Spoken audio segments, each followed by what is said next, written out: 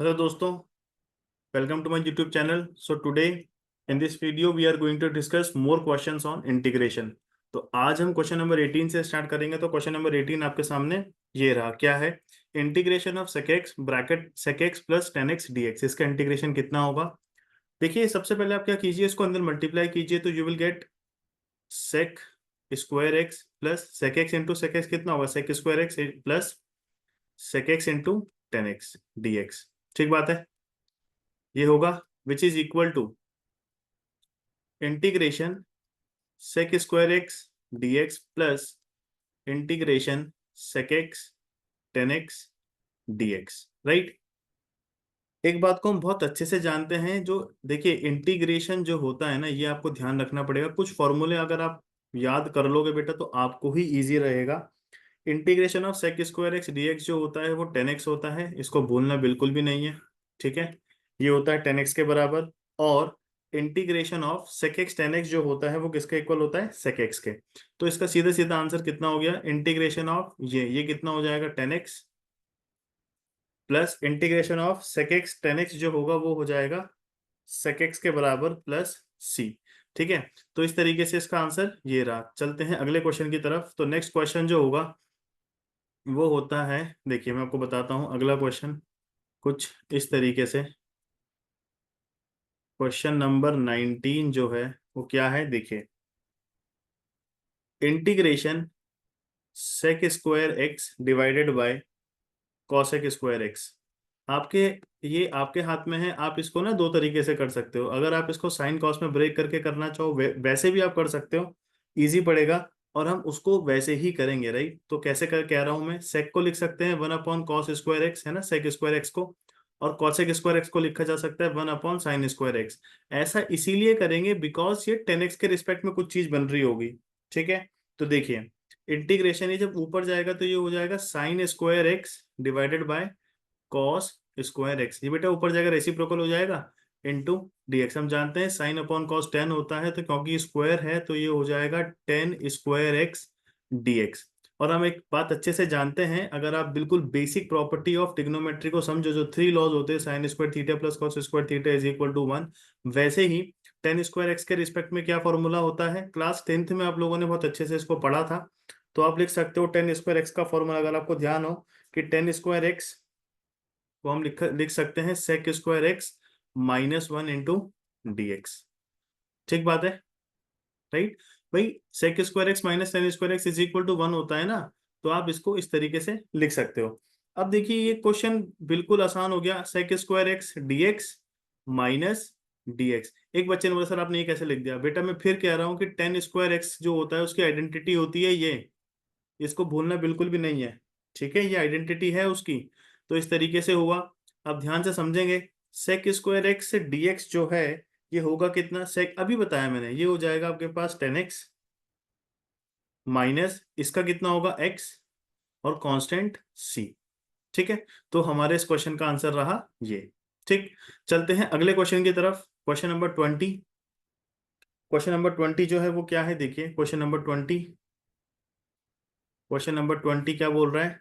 Question number 20 कह रहा है कि integration 2 - 3 sine x divided by cos square x dx। Right, तो इसमें देखेंगे कैसे करेंगे। फिर मैंने आपको एक चीज बताई थी, अगर आपको ध्यान होगा, आप इसको ना अलग अलग कर सकते हो। सर इसको ऐसा अलग अलग क्यों करेंगे? आप यहाँ पे क्या ही सॉल्व कर सकते हैं हम इसको, है ना, कॉम्प्लिकेटेड बन जाएगा कुछ भी करेंगे। पुट आप कर नहीं सकते अभी, तो क्या करेंगे, आप इसको अलग अलग कर दोगे। जैसे आप इसको अलग अलग करोगे ना बेटा, आपको बहुत सारी चीजें यहाँ पे क्लियर हो जाएगी। कैसे क्लियर हो जाएगी मैं आपको बताता हूँ, देखिए। एक्चुअली ना ये सेक स्क्वायर एक्स के रिस्पेक्ट में बन जाएगा, और उसका फॉर्मूला तो हम जानते हैं इंटीग्रेशन में, है कि नहीं है? तो ये आप इसको लिख सकते हो 2 × 1/cos स्क्वायर एक्स होता है sec square x dx। Right, -3। अब आप 3 कांस्टेंट है बाहर लिख लो, यहां से 2 कांस्टेंट है इसको बाहर लिख लो, है ना, इंटीग्रेशन से। तो -3 साइन अपॉन, देखो sine upon cos square x है, तो साइन अपॉन कॉस जो हो जाएगा वो 10 हो जाएगा, और 1/cos बचेगा, तो 1/cos हो जाएगा कितना? sec x dx। अब ये क्वेश्चन देखो बिल्कुल आसान हो गया, है कि नहीं है? भाई अब तो इसमें कुछ बचा ही नहीं ना, अब तो ये हो गया सॉल्व। सर कैसे सॉल्व हो गया? देखो मैं आपको बताता हूँ, ये 2 है आप इसको क्या लिख सकते हो, अभी हमने ऐसा क्वेश्चन किया बेटा, ये अब इसमें तो आपको कंफ्यूजन नहीं होना चाहिए। Sec square x d x का इंटीग्रेशन कितना होगा जी, ये हो जाएगा 10x, है ना, 2 यहाँ पहले से था, 2 10x -3, 10x से सेक एक्स का इंटीग्रेशन हो जाएगा सेक एक्स प्लस सी। इस तरीके से इस क्वेश्चन को करेंगे, क्वेश्चन नंबर 20 को।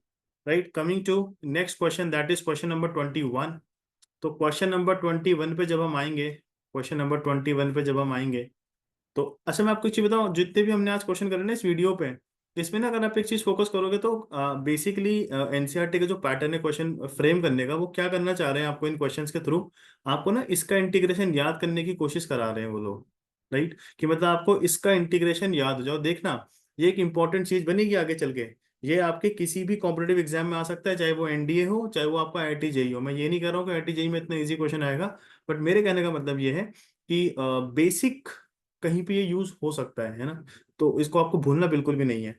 चलते हैं क्वेश्चन नंबर 21 की तरफ। तो क्वेश्चन नंबर 21 जो है वो क्या है, अच्छा एनडीए में ऐसा क्वेश्चन बिल्कुल आने के चांस है, डायरेक्ट क्वेश्चन पुटअप हो सकता है same.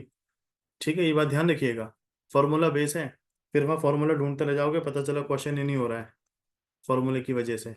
The derivative, question number 21 है द डेरिवेटिव, इसका डेरिवेटिव कितना होगा, root x plus 1/√x equal to, चार ऑप्शन आपके पास हैं बुक में। राइट, मैं ऑप्शन नहीं लिख रहा हूँ, मैं सीधा आंसर बताऊंगा, ऑप्शन लिखने में टाइम वेस्ट होगा। तो डेरिवेटिव, इसका डेरिवेटिव कितना होगा, आप मेरी बात समझिए भाई, डेरिवेटिव का मतलब एक्चुअली है क्या। ठीक है,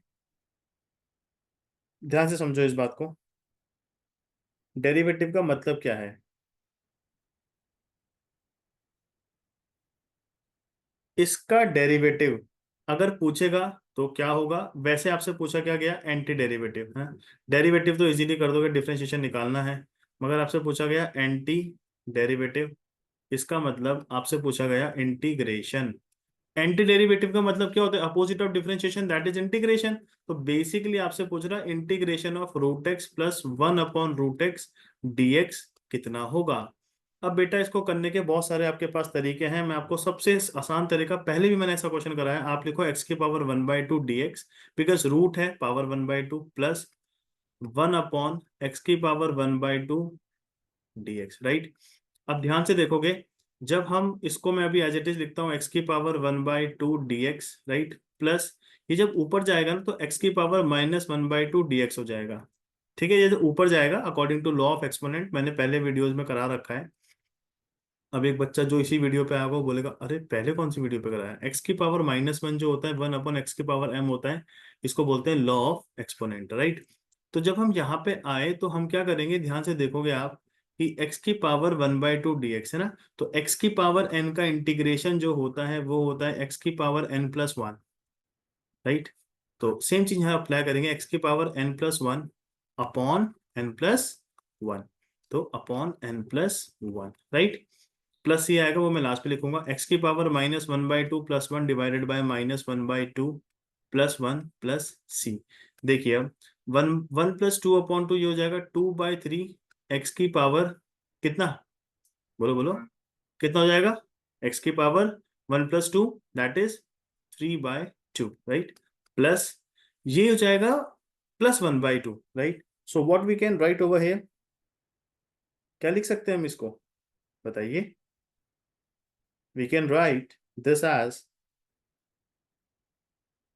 भाई ये हो जाएगा 2, कितना देखो ना, -1/2 +1, -1 + 2/2, तो बेटा ये हो जाएगा 1/2, 2 ऊपर जाएगा तो 2 x⁻−1 again 1/2, so it will be 1/2 plus C.